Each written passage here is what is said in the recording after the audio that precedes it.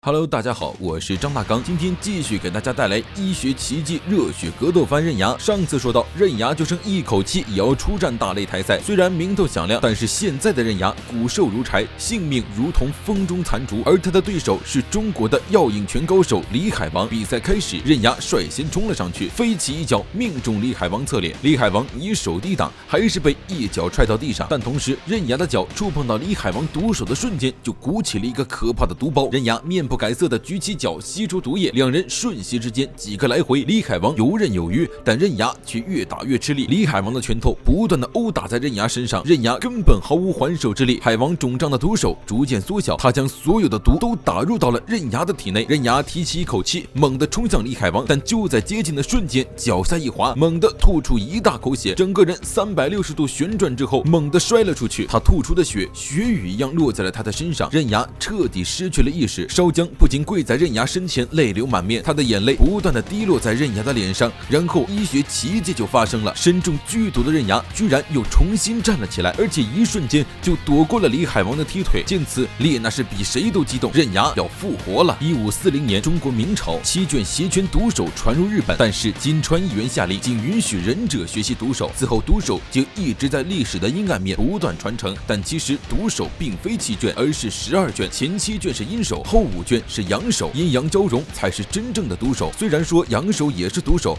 但是在极少数情况下他可以解毒，刃牙身上的毒就被李海王以毒攻毒解开了。刃牙现在简直无病一身轻，感觉自己都能飞上天，和太阳肩并肩。李海王的攻击瞬间而至，但这一次刃牙轻松抬手挡下，他甚至能够预判对手的攻击。李海王的毒手治好了刃牙，恋人的眼泪又给他带来了幸福感，这两点让刃牙的身体和大脑都处于一种极度亢奋的状态。李海王哪能想到一上场居然先把对手治好了，他再一次以迅雷不及掩耳之势挥出一掌，却没想到刃牙不闪不避，正面迎击，一拳干碎他的整只手掌，然后对着下巴就是一记勾拳，直接打得李海王站在原地失去意识。这一局饭马刃牙获胜。后台恢复的刃牙和烧姜紧紧相拥，烈也给刃牙送上了热气腾腾的饭菜。刃牙一句亚撒西，说的烈老脸一红，不要什么都撩好吗？刃牙干饭速度那叫一个快，没一会儿就把盘子舔了个干净。随后烈又爆出10升水混合4公斤果糖，总共14公斤的糖水让刃牙喝，这是现在刃牙身体急需补充的养分。刃牙二话不说，吨喝了个干净。不是我说，你肚子里都是胃吗？然后医学奇迹发生了，几乎枯竭的刃牙身体被重新注入能量，他的身体开始不断的冒着白气，他正以空前的速度恢复着。他所在的地方烟雾弥漫，枕在烧姜膝盖上每睡上一觉的刃牙彻底复活，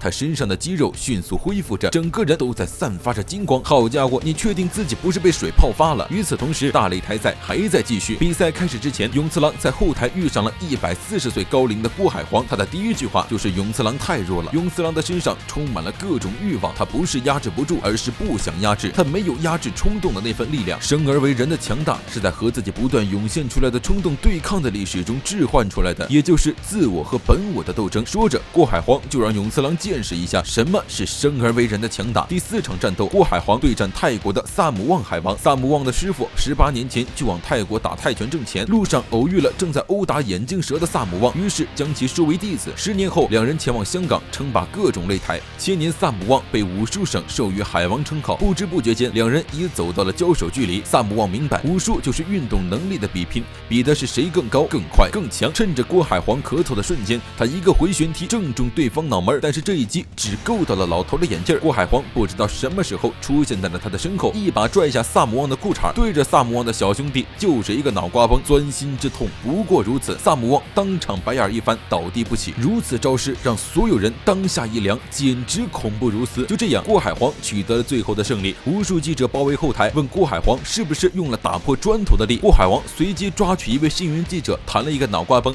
他的战斗不需要力量，女人、孩子和老人都能使用的招式，这才是武术存在的意义。另一边，差点被断子绝孙、越想越气的萨姆旺一脚踹烂了一根承重柱，一回头，永次郎出现在不远处，开麦嘲讽：都被人看光了，还有什么脸在香港呀？丢死人了，赶紧切腹自尽算了。正在气头上的萨姆旺不管3七21，冲上去就是一记鞭腿，但瞬间他就被永次郎摁着脑袋砸进了地板里。阿呸，弱鸡！第5场战斗是多利安对战杨海王，但是现在的多利安就是一个只会吃糖的痴呆，全程由奥利巴陪同。这场战斗完全是杨海王单方面斗殴，多利安都毫无还手之力，最后单单方面斗殴结束，奥利巴又带着多利安退场，全程没有任何看点，搞得杨海王超级憋屈，在退场通道拦住了奥利巴，要求再打多利安一顿。奥利巴一听，你跟那智障置什么气？要不咱俩比划比划？说着一把拽住了杨的手腕，不管杨怎么使劲都挣脱不开，只好一脚踹向奥利巴的门面。但是这一击根本对他不起任何作用，杨立刻要求奥利巴返回擂台，要和他打一场。此时场上正在舞龙庆祝，突然之间锣鼓声停下，杨海王重新对战奥利巴。他一上台就撕开衣服，开始吹嘘自己，他练的金刚拳就是把身体练得跟钻石一样，从木剑开始击打，然后开始铁锤打，接着大型车碾过腹部，最后肉身扛炮弹，最后在台风来袭的夜晚，在落差30米的瀑布下冲击瀑布到天亮。说着，杨摆起架势让奥利巴打过来，奥利巴走上前拍在杨的头顶，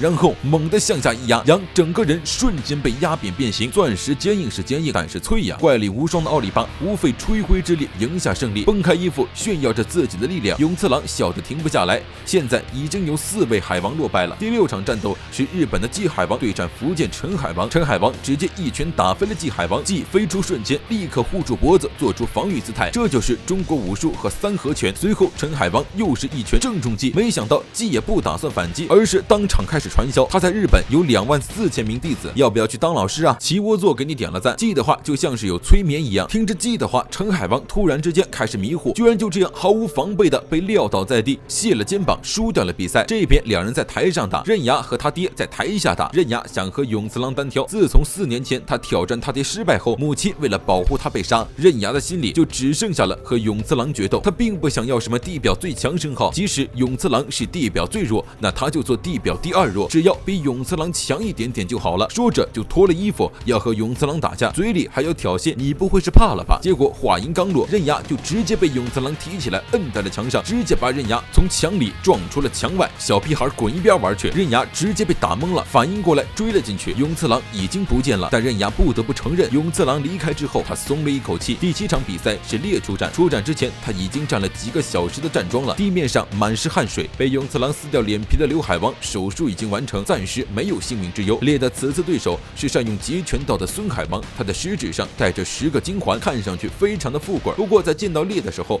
他就伸手将指环全部崩断了。封印结束，正式开打。就是这个孙海王装了半天的逼，其实本人菜的要命。烈上前一把握住了他的手，华山的握力能轻松撕掉一副纸牌，那才是惊人的握力。拜托，你很弱哎。然后烈就按着孙的手将其轻松打败，让他先从站桩练起。随后郭海皇召集了包括烈在内的还没出战的海王开会，现在的海王实力都非常弱，就这还好意思拿出手？7局比赛只有2个中国人赢了，丢不丢人？说着，郭海皇让武术省的3位长老伸出惯用手叠在一起，紧接着一掌劈下，3人的手掌同时落地。海皇之名绝对不可以让给外国人。郭海皇叫来了自己在120岁生的孩子春城和朋友龙，老头子真的是老当益壮哈。春城和龙虽然不是海王，但是凶名在外，非常的厉害。毛海王一听急了，那他和范海王比赛怎么办？郭海王上前啪叽一下，好了，现在不用比了。毛海王被迫退出之后，春城和龙加入，正好组成5人。接着由烈将这个消息告诉刃牙他们，不出意外的被永次郎疯狂嘲讽，但还是非常狂气的答应了这场比赛。中国这边由郭海皇、烈、范海王、春城和龙出战，日本那边则是永次郎、刃牙、小阿里、奥利巴和季海王。一场由中国联合军对战日美胜利军的战斗一触即发，海皇之名究竟落入谁手？